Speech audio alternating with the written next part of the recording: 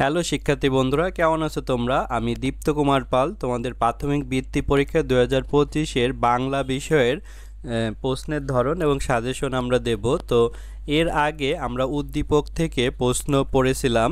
তো এই পর্বে আমরা দেখো প্রশ্নের ধরন 2 বহু নির্বাচনী প্রশ্ন উদ্দীপকবিহীন, অর্থাৎ কোনো উদ্দীপক থাকবে না, প্রশ্ন থাকবে এবং 4টি অপশন থাকবে, সেখানে সঠিক উত্তরটি লিখতে হবে। তো এভাবে আমরা 35টি প্রশ্ন এই পর্বে পড়ব। এখান থেকে তোমাদের বৃত্তি পরীক্ষায় কমন আসতে পারে এবং এটিও তোমাদের একটি সাজেশন। 1. বিজু কোন জাতিসত্তার উৎসব? মুরং, মারমা, চাকমা, রাখাইন। চাকমা হবে। 2. ঘুরছে শব্দটির সাধুরূপ কোনটি? ঘুরিতেছে, ঘুরিতাছে, ঘুরতাছে, ঘুরতেছে। তো এটি হবে ঘুরিতাছে। 3. বাংলাদেশের কোন দিকে সুন্দরবনের অবস্থান? পূর্বে, পশ্চিমে, উত্তরে, দক্ষিণে। বাংলাদেশের দক্ষিণ দিকে অর্থাৎ নিচের দিকে সুন্দরবন আছে। 4. কার বুদ্ধিতে বনে আবার শান্তি ফিরে এলো? ভাল্লুকের, বাঘের, শিয়ালের, সিংহের। তো শিয়ালের বুদ্ধিতে। 5. জসীমউদ্দীন কি নামে খ্যাত ছিলেন, মানে বিখ্যাত ছিলেন? পল্লী কবি, মহাকবি, বিশ্বকবি, বিদ্রোহী কবি। তো জসীমউদ্দীন ছিলেন পল্লী কবি। 6. মুক্তিযোদ্ধাদের আক্রমণে পাকিস্তানিদের কয়টি স্পিডবোট ডুবে গিয়েছিল? 5টি, 8টি, 7টি, 9টি। 7টি স্পিডবোট। 7. কবি সুনির্মল বসুর জন্মসাল কত? 1901, 1902, 1903, 1904। সঠিক উত্তর 1902। মৃৎশিল্পের প্রধান উপাদান হল বাঁশ, কাঠ, পানি, মাটি। মৃৎশিল্প মাটি দিয়ে তৈরি হয়। 9. সারা দিনভর আমরা কিসের ডাক শুনি? গরু, ফেরিয়ালা, কুকুর, পাখি। পাখির ডাক শুনি। 10. 1971 সালের শেষ দিকে মুক্তিযুদ্ধে পাকিস্তানি বাহিনী তাদের পরাজয় অবধারিত জেনে কোন ধরনের গভীর ধ্বংসের পথ বেছে নেয়? কৃষক হত্যা, শ্রমিক হত্যা, নারী ও শিশু হত্যা, বুদ্ধিজীবী হত্যা। তারা বুদ্ধিজীবীদের হত্যা করেন, অর্থাৎ যারা জ্ঞানীগুণী ব্যক্তি। 11. এই যে নদী, নদীর জোয়ার।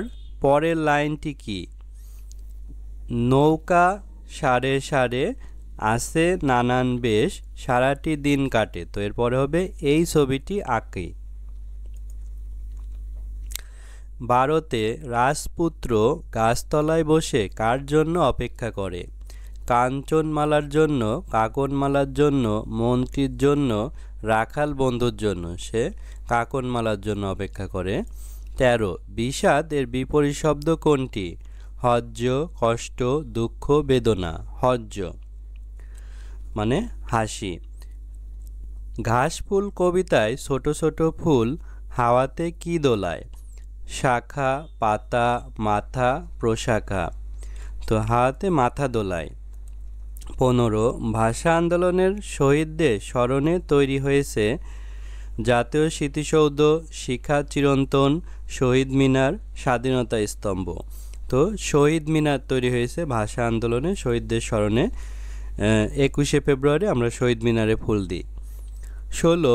আমাদের বীর শহীদরা জীবন দিয়েছেন নিজের জন্য, পরিবারের জন্য, সমাজের জন্য, দেশের জন্য। দেশের জন্য জীবন দিয়েছেন।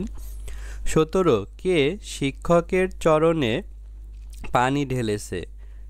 বাদশাহ, শাহজাদা, দূত, উজির। শাহজাদা তিনি শিক্ষকের পায়ে পানি ঢেলেছিলেন। তারপর দেখো এখানে 18 থেকে বিজ্ঞান শিক্ষা ও চর্চার ক্ষেত্রে জগদীশচন্দ্র বসুর সফলতা কাদের সমকক্ষ ছিল? অলিভার লস ও লর্ড কেলভিনের, গ্যালিলিও ও নিউটনের, আইনস্টাইন ও মার্কনির, আলেকজান্ডার ফ্লেমিং ও লিউয়েনহুকের। তো খ হবে গ্যালিলিও ও নিউটনের সমকক্ষ, অর্থাৎ তাদের মতো তিনি বিজ্ঞান জানতেন। 19. দুই তীরে কবিতায় তটের চারপাশে কোন ফুল ফোটে? সেটা হচ্ছে জুঁই, গোলাপ, কাশ, টগর। কাশ ফুল ফুটবে নদীর পাশে। সব মুসলমান একে অন্যরে শূন্যস্থানে কি বসবে, অর্থাৎ একে অন্যের পরে অন্যের আত্মীয়, ভাই, সন্তান, প্রতিবেশী, একে অন্যের ভাই। 22 কাঠুরিয়া কোথায় রোজ কাঠ কাটতে যেত? বনে, পাহাড়ে, বাগানে, নার্সারিতে। বনে কাঠ কাটতে যেত। মায়ের নোলক কিসের তৈরি? লোহার, পিতলের, সোনার, হীরার। মায়ের নোলক সোনার তৈরি ছিল। 23 কি ছাড়া কবি ঘরে যেতে চান না? ফুল, হরিণ, বোয়াল, গয়না। গয়না ছাড়া তিনি ঘরে যাবেন না। তারপর দেখো 24-এ কোন গাছে জড়ানো ছিল মিষ্টি কুমড়ো লতাটি? কুল গাছ, আম গাছ, কাঁঠাল গাছ, বট গাছ। তো কাঁঠাল গাছে জড়ানো ছিল। 25 দোয়েলের সেবা করছে কে? টুনি, ঘুঘু, টোনা, ফিঙে। ফিঙে। জেলে প্রতিদিন কয়বার করে নদীতে জাল ফেলতো? 3 বার, 1 বার, 5 বার, 6 বার। 1 বার করে জাল ফেলতো। তারপর দেখো 27-এ আছে দত্ত ছিল সুলেমানের বাদী, বন্ধু, দাস, গোলাম। দাস ছিল। মৃত্যুর ভয়ে ভীত হলেও জেলে কি হারালো না? স্বপ্ন, সততা, আশা, বুদ্ধি। তিনি সততা হারায়নি। বুদ্ধ পূর্ণিমা কাদের উৎসব? খ্রিস্টানদের, জৈনদের, হিন্দুদের, বৌদ্ধদের। এটি বৌদ্ধদের উৎসব। 30 পাতাল ফেরে নামবো নিচে, উঠবো আবার আকাশ। তো এরপরে কি হবে? কোন শব্দ? ছিঁড়ে, খুঁড়ে, উড়ে, ফুরে। ফুরে হবে। বাংলাদেশের কোন দিকে সুন্দরবন অবস্থিত? এটি মনে আগেও ছিল। পূর্বে, পশ্চিমে, উত্তরে, দক্ষিণে। দক্ষিণ দিকে অবস্থিত। কে আমাদের মৌন মহান হতে শেখায়? সাগর, পাহাড়, আকাশ, মাটি। পাহাড় আমাদের মৌন মহান হতে শেখায়। 33 কুমোররা নরম মাটির তাল কিসে লাগিয়ে নেন? কাঠের চাকায়, লোহার ফ্রেমে, যন্ত্রে, নিজের হাতে। তো কাঠের চাকায় লাগিয়ে নেন, তারপর ওটা ঘোরান।